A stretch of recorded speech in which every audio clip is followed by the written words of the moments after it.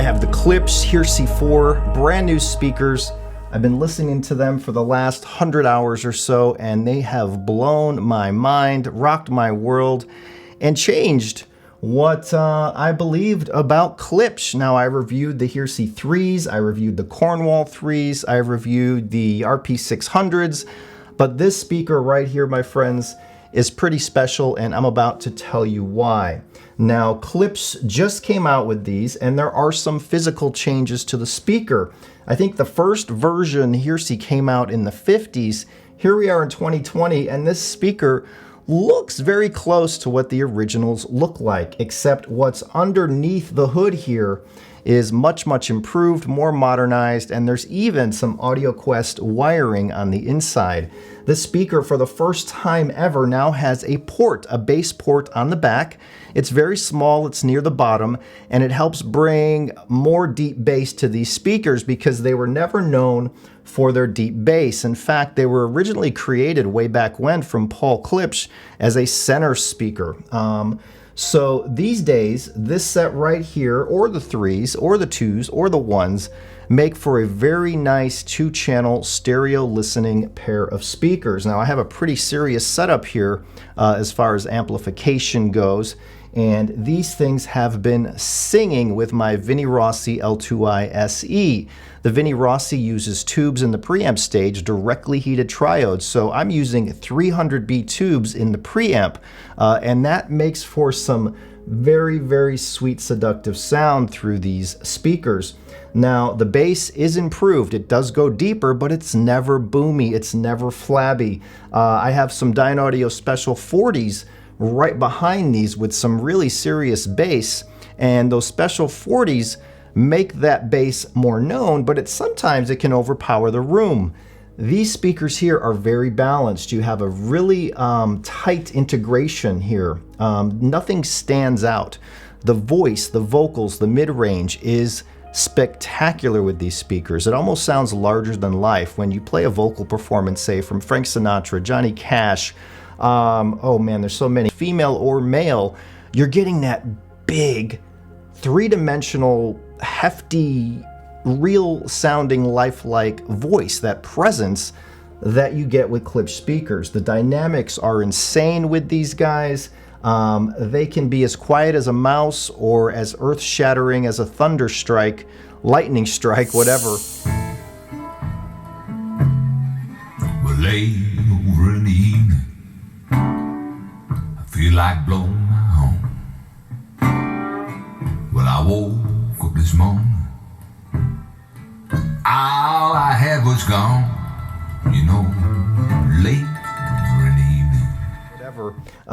And the way that these bring out the music into your listening space can shock you at times. I was listening to a song and all of a sudden the guitar strummed and it just jetted out in a way that I have not heard on normal speakers. Now, yes, these are considered horn speakers. They have horn drivers, right? But this mid-range horn has none of that weird shouty sound. Instead, it has a nice, big, natural, fluid sound. The highs, some people think Klipsch speakers are bright. It all depends on the gear you're partnering them with and the room you put them in. In my room and with my gear, these are never bright, never fatiguing, never shouty, and they're quite spectacular for the price point. Now, these have gone up in price. You can buy a set of older 3s for, I think, $2,000. These come in at around $3,000 retail, and some people I have seen complaining about that, but remember, guys, these have been around since the 50s, and they have been improved. This is now the 4th time this speaker has been improved. $3,000 in 2020 is not a ton of money for a pair of made-in-the-USA, high-quality speakers. And yes, I now consider these Heresy IVs audiophile class speakers.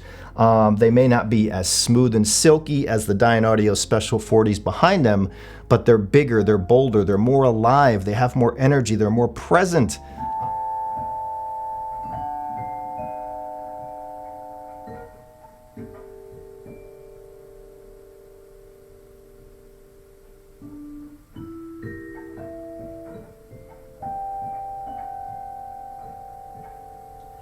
Hush now, don't explain. Just say you'll remain.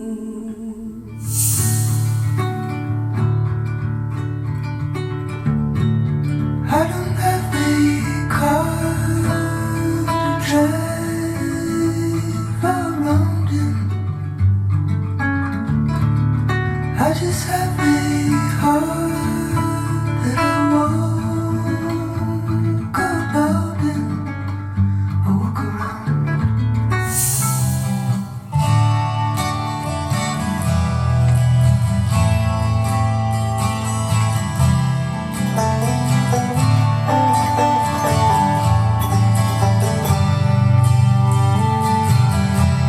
Seems like lately I've been living in dreams. Nothing in my life is really as it seems. They have just as big of a sound stage. They image almost as well as my Special 40s. I might even say they image as well as my Special 40s. The bass performance on these is quicker, faster, tighter, more tuneful than the Special 40s, and they can play much, much louder. These do music of all genres. They sound sweet, luscious, and silky when you're playing closed-mic'd jazz, for example. They sound beautiful when you're playing anything with vocals. If you want to play some rock and roll, jam these up, and the louder you play them, the better they sound with rock and roll. You can actually have concert level volumes in your house if you so desire. I don't recommend it because you can damage your ears. Low late night volume listening is also spectacular. I can turn my Vinnie Rossi amp up to 10 and get a nice full rich sound if I'm listening at night. Whatever devil is in me, come on out. Whatever evil is lurking, show your face. I know you. I have seen you many times over these years. When I'm listening in the daytime, I don't need to go any higher than, say, 25. If I want to rock out, 35 does the trick. These are 99 decibel dB efficient, right? That means even a 10-watt tube amp, a Class A amp, can power these to loud levels and sound super sweet when doing it. I will say that Klipsch speakers like these always sound best with some tubes in the mix, and they also do very well with vinyl. Now, vinyl sounds amazing through these speakers, rich, fat, warm, big. And all I can say, the best thing I can say about these is, versus the threes even, is they sound more alive, they have a bigger sound stage, they image much nicer, there's more detail on tap with these over the threes. For me, the threes leaned to the warm side of neutral. These lean more neutral than anything. They're not warm, they're not bright or harsh. They're presenting the detail and they're doing all of that good stuff. The only negative I can say, and it's not really a negative because that's part of how these sound, is sometimes on some recordings the sound can be a little bit dry if I compare it directly to, say, my Special 40s. Now keep in mind the Special 40s are made by Dyne Audio and they are $3,000 retail per pair. Of course, you have to buy stands, which adds to the cost. These are $3,000 retail per pair. You don't need to buy stands, and they sound glorious as is. I did lift these up on some stands. I didn't like the way they sounded at all. That went for the threes as well.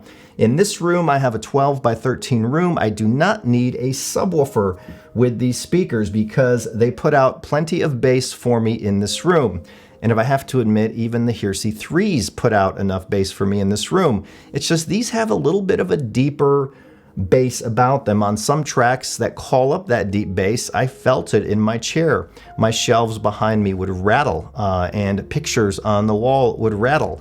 So these are putting out much deeper bass than before, but they're still not going to compete with a large tower speaker or a specialized speaker that has plentiful bass. Or if you're in a large room, you're going to want to supplement these probably with a sub, because I think the lowest bass it puts out is down into the 40s, mid 40s now. That used to be 50s if I remember correctly. You don't really notice the bass, any bass missing from the Heresy IVs. They sound, again, coherent. They sound just right, but at the same time, they have dynamics and energy and life. They sound very alive, like I don't hear from any other speakers.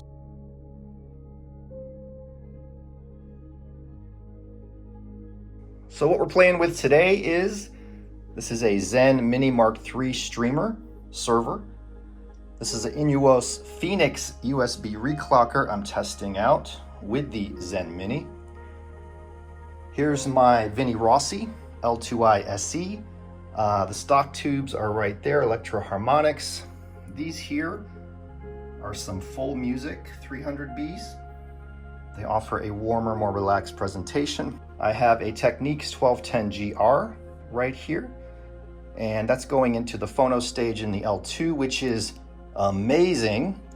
And this is going into the DAC of the L2, which is extra amazing. The phono stage and DAC in this is spectacular.